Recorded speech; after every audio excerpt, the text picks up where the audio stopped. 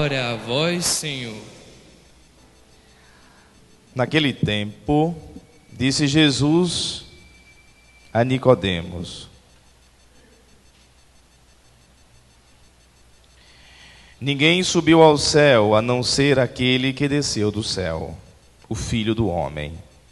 Do mesmo modo, como Moisés levantou a serpente no deserto, assim é necessário que o Filho do Homem seja levantado, para que todos os que nele crerem tenham a vida eterna. Pois Deus amou tanto o mundo, que deu o seu Filho unigênito, para que não morra todo o que nele crê, mas tenha a vida eterna. De fato, Deus não enviou o seu Filho ao mundo para condenar o mundo, mas para que o mundo seja salvo por ele. Palavra da salvação. Glória a vós, Senhor. Sua palavra me transforma, é a luz do meu viver. Meu Deus vivo que eu amo, me dá forças para viver. Como você lida com as suas cruzes? Como você lida com os seus fracassos? Como você encara as perdas? A vida é feita de perdas. A vida é feita de fracassos, de conquistas, de sucessos, mas também daquelas coisas que a gente não gosta. Como você enfrenta a dor? São coisas da humanidade. Como é que você elabora isso dentro de você? Como você se reconcilia com seus fracassos? Responder essas questões é fundamental e necessário para que a gente saiba viver nessa existência cheia de desafios. A palavra de Deus tem algo a dizer. A palavra de Deus ensina-nos a viver. Não é nada das nuvens, não é nada distante. O que tem na palavra está cravado na nossa carne, está dentro do nosso dia a dia. Agora é necessário saber interpretar esta palavra para termos as respostas e termos sabedoria na vida. Hoje a exaltação da Santa Cruz parece estranho para alguns, e aqueles que não sabem interpretar renunciam a esse tipo de festa. Como exaltar a Santa Cruz? Como chamar a cruz de santa? Se foi aí que mataram Jesus Cristo. Algumas pessoas vão confundir a sua cabeça. Por que que você anda com uma cruz, com um crucifixo, se é sinal de morte, se mataram Jesus? E aí você pode não saber responder. E aí que complica. E eles podem te enganar com falsas ideias, com falsas teorias, que distancia você da sua própria vida. Os cristãos, desde os primeiros séculos, já exaltavam a cruz. Porque os cristãos dos primeiros séculos, eles compreenderam o que aconteceu na cruz. Eles entenderam o recado de Deus. E o que Deus é capaz de fazer com aquilo que é sinal de morte. Quem não entende isso não entendeu a teologia da cruz, não entendeu a verdade da palavra de Deus e a missão de Jesus Cristo. Quem não entender a cruz. E igrejas que tiram a cruz se afastam da mensagem central do Evangelho. Igrejas que tiram a cruz, tiram o principal elemento da vida cristã. E é isso que fazem por aí.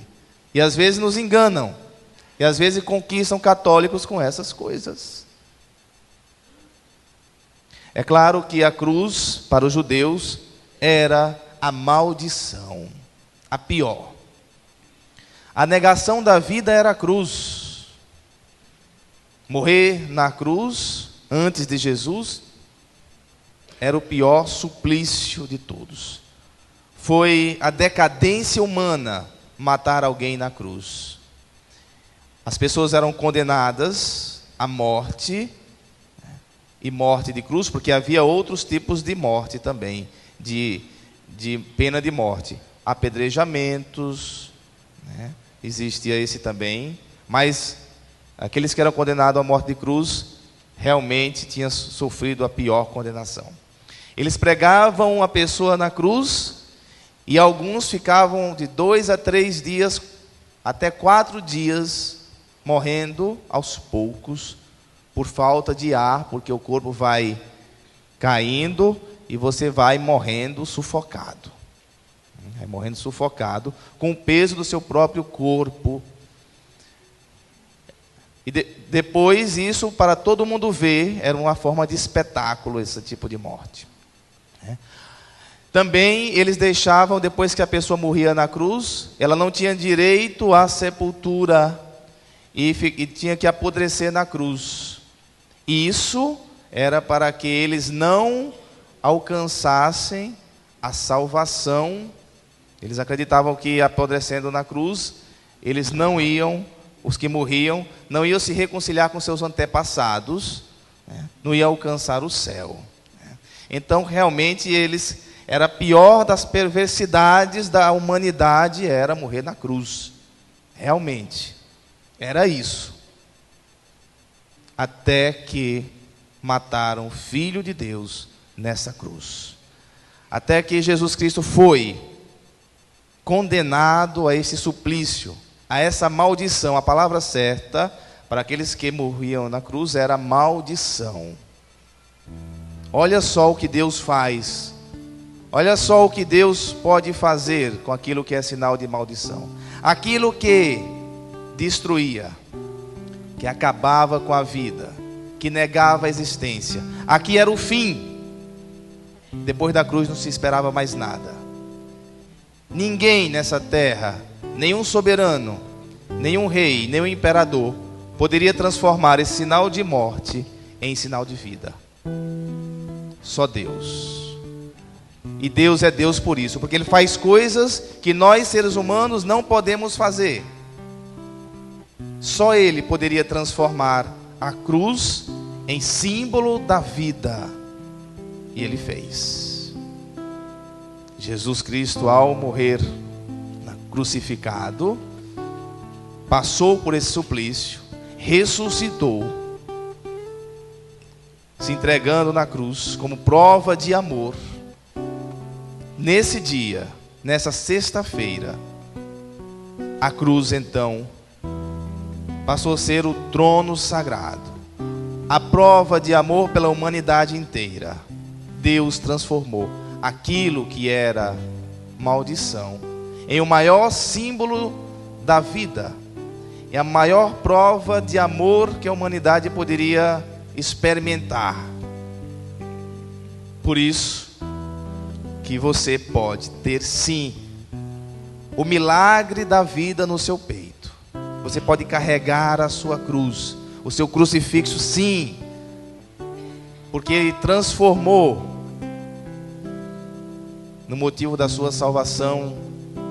Deus transformou isso.